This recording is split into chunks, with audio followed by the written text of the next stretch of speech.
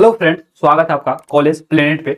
आज हम लोग बात करने वाले हैं ऑल अबाउट बीएमएस के ऊपर, यानी बीएमएस से रिलेटेड जो भी आपको जानकारी चाहिए। और आपको ये भी हम बताएंगे कितने मार्क्स पे 2025 में कॉलेज मिलेंगे, गवर्नमेंट और प्राइवेट, कितने क्वालिफाइड मार्क्स होंगे, कौन कौन से इसमें करियर ऑप्शन हो सकते हैं, क्या क्या किया जा सकता है बीएमएस करने के बाद, उन सभी चीजों के बारे में हम लोग डिटेल में बात करने वाले हैं। तो अगर आप चैनल पर नए हैं तो चैनल को जरूर सब्सक्राइब करें और वीडियो में बने रहे ऑल अबाउट बीएमएस जानकारी के लिए। ठीक है, वीडियो को शुरू करते हैं। जैसा कि आप यहाँ पे देख सकते हैं, जो बीएमएस है, ठीक है, जो बीएमएस कोर्स है ना, ये जो कोर्स है आपको, ये bachelor of Ayurvedic medicine and surgery, यानी कि ये जो कोर्स है आयुर्वेदिक कोर्स है, ठीक है, जिसमें आपको मॉडर्न और आयुर्वेदिक दोनों पढ़ाया जाता है। ठीक है, इसमें अगर बात करें बीएमएस जो है, ठीक है, बीएमएस अंडर ग्रेजुएट डिग्री है कोर्स आयुर्वेद का। ठीक है, इसमें ये पुराने समय में जो हमारे पूर्वज थे ना, जो पहले कैसे इलाज किया जाता था, मॉडर्न साइंस तो इतना पुराना है नहीं, ये तो नया आया हुआ है ना। तो पुराने समय में 2000-3000 साल पहले कैसे इलाज किया जाता था, लोग कैसे फिट रहते थे, उन सभी के बारे में इसमें पढ़ा जाता है। और साथ साथ इसमें मॉडर्न भी पढ़ाया जाता है, सबसे बड़ी बात ये। ठीक है, तो ये चीज है। उसके बाद से हम लोग बात करते हैं डिग्री जो अंडर ग्रेजुएट कोर्स है। और टाइम ड्यूरेशन की बात करें, टाइम कितने लगता है सर, तो आपको ये जो कोर्स है 5.5 साल का कोर्स है, जिसमें आपको 4.5 ईयर जो है ना, आप क्या करते हैं, एकेडमिक पढ़ाई करते हैं, यानी कॉलेज में पढ़ाई करते हैं। और 1 साल क्या कर सकते हैं, इंटर्नशिप करते हैं, वो भी कंपलसरी है, आपको करना ही पड़ेगा। ठीक है, एलिजिबिलिटी की बात करें, कौन से लोग एलिजिबल होंगे, ठीक है, तो एलिजिबिलिटी के लिए आपको 10+12 होना चाहिए। ठीक है, किसी भी रिकॉग्नाइज्ड बोर्ड से physics, chemistry, biology and English होना चाहिए, आपके सब्जेक्ट बायोलॉजी होना चाहिए, क्योंकि आप एक डॉक्टर बनेंगे बीएमएस करके। ठीक है, मिनिमम जो मार्क्स आपका होना चाहिए 50% फिजिक्स, केमिस्ट्री, बायोलॉजी में होगा तो कोई दिक्कत नहीं है।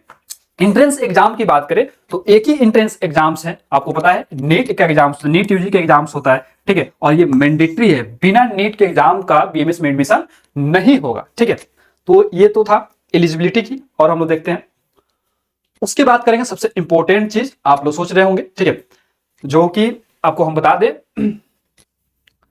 इसमें कितना गवर्नमेंट कॉलेज के लिए नीट क्वालिफाई, देखिए एडमिशन कैसे होता है, तो आपको क्या होना चाहिए, नीट क्वालिफाई होना चाहिए। ठीक है, नीट के एग्जाम देते हैं, रिजल्ट्स आता है, रिजल्ट्स आने के बाद दो चीजें होती है, एक होता है आपको गवर्नमेंट कॉलेज में जाना चाहता है, एक होता है आप प्राइवेट कॉलेज में जाना चाहते हैं। ठीक है, आप उतना अच्छे से पढ़ाई नहीं किए या पढ़ाई किए रहते उतना अच्छा मार्क्स नहीं आता है, बहुत सारे लोग सोचते हैं क्या, प्राइवेट कॉलेज में जाना। ठीक है, तो गवर्नमेंट कॉलेज की बात करें, 2025 की बात करें, हम सभी जानते हैं कि कट ऑफ कितना कैसा रहा है। तो अगर आपका बीएमएस के लिए बात करें गवर्नमेंट कॉलेज का, जनरल से आते 550 मार्क्स आपका आ रहा है, तो आपको एक गवर्नमेंट कॉलेज मिल जाएगा।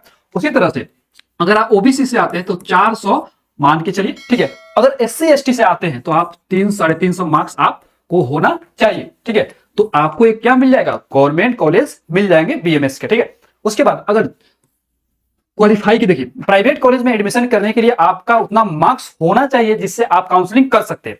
ठीक है, क्वालिफाई मार्क्स उस मार्क्स को बोला जाता है जो एक मिनिमम मार्क्स होता है, उसके बराबर चाहे उससे ऊपर रहेगा तभी आपका एडमिशन होगा, नहीं तो एडमिशन नहीं होगा।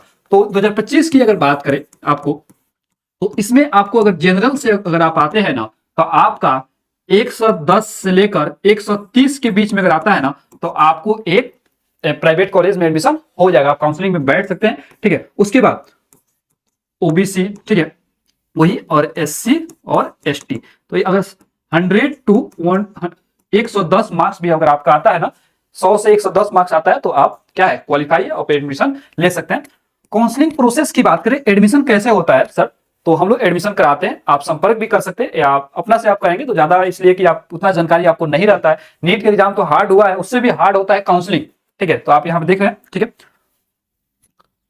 काउंसलिंग प्रोसेस की बात करें तो EEEC के माध्यम से होता है, जो सेंट्रल काउंसलिंग होता है, स्टेट काउंसलिंग भी होता है। ठीक है, तो आप यहाँ पे क्या कर सकते हैं, आप यहाँ नंबर दिख रहा होगा, वहां से आप कांटेक्ट कर सकते हैं आप, और एक्सपर्ट जो काउंसलर है उससे आप एडमिशन ले सकते हैं। ठीक है, ठीक है, ये तो बात हो गई एडमिशन की। उसके बाद हम लोग बात कर ले कॉलेज फी क्या रहने वाला सर, थोड़ा ये भी बात करें हम लोग। ठीक है ना, देखिए कॉलेज फी की अगर बात करें तो अगर गवर्नमेंट कॉलेज में अगर आपका हो जाता है तो आपको फी जो लगेगा 25,000 से लेकर 50,000 तक आपको देना रहता है, यानी कि गवर्नमेंट के पास ज्यादा पैसा है, तो अगर वहां मेहनत करके आप पहुंचते हैं तो आपको कम में होगा।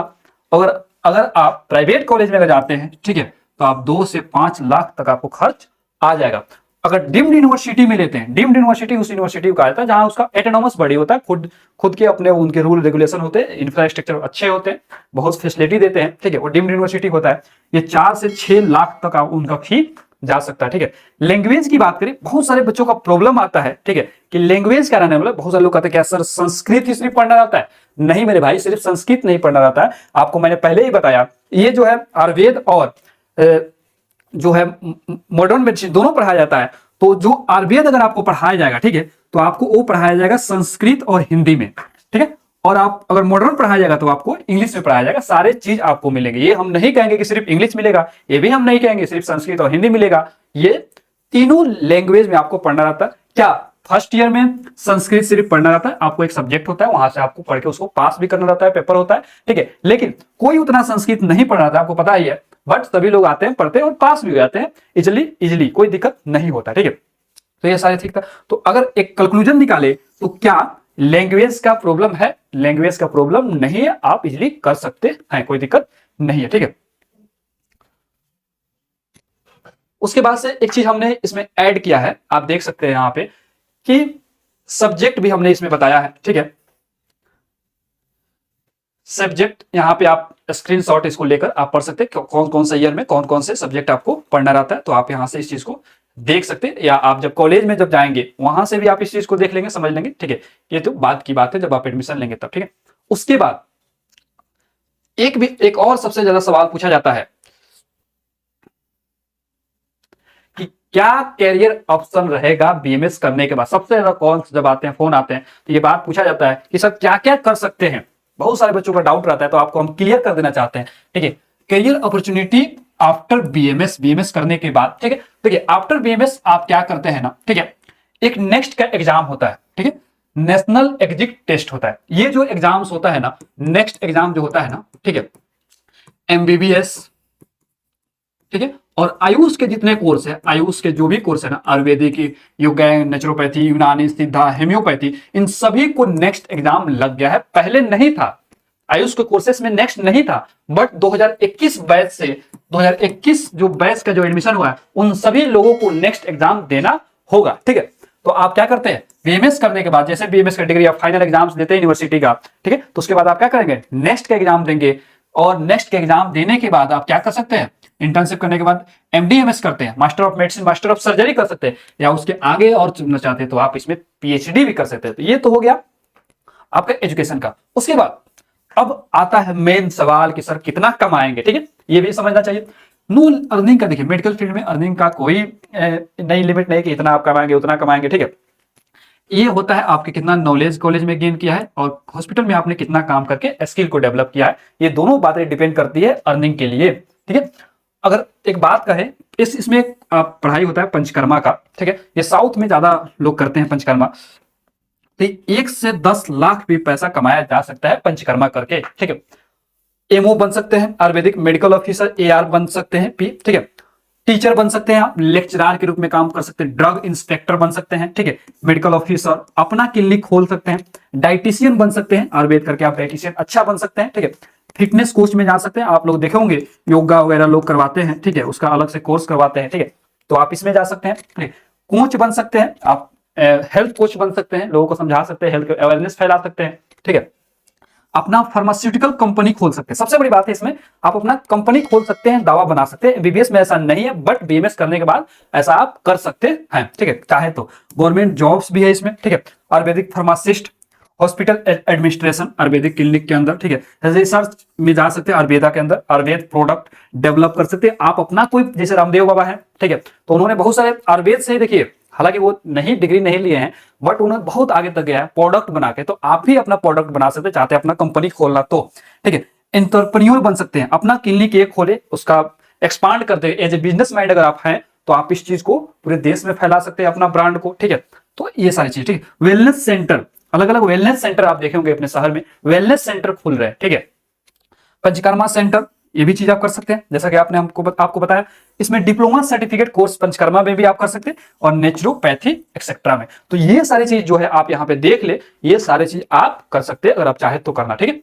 उसके बाद हम लोग बात करेंगे सैलरी की बात कर लेते हैं, ठीक है, बहुत ही इंपॉर्टेंट सवाल है। सैलरी देखिए, जैसे दो चीजें हमने बताया, एक एजुकेशन और एक स्किल, दोनों चीजें आपको डिपेंड करती है, आप कैसे इस चीज को गेन करते हैं, उसके बाद से आपका जो अर्निंग है डिपेंड करता है, ठीक है। गवर्नमेंट की बात करें तो अगर गवर्नमेंट जॉब लग जाता है तो 70 से 80 हजार आपको सैलरी शुरू में मिलता है, ठीक है। और प्राइवेट में वही जैसे आप काम करते हैं उस तरह से लोग वो देते हैं, 30 से 40 में आपको मिलता है, ठीक है।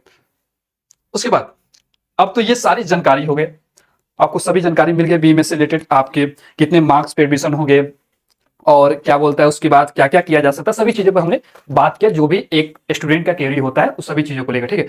लेकिन अब रहा एडमिशन का सवाल, तो आप एडमिशन कैसे करा सकते हैं, आपको यहाँ पे नंबर दिख रहा होगा कि बेस्ट से हम लोग जानते हैं, हम लोग काउंसलिंग करा रहे हैं, तो इस चीज को आप इस पर कंटेक्ट करें और बात करें और अच्छे अच्छे कॉलेज में अच्छे तरीके से अपना एडमिशन कराएं, ठीक है। उम्मीद करते हैं ये सारी बात जो भी बताए आपको ये समझ में आया होगा। किसी भी तरह का कोई भी डाउट है तो कॉल करें या कमेंट्स करें। तो मिलते हैं किसी और वीडियो में किसी और इंफॉर्मेशन के साथ, तब तक के लिए जय हिंद।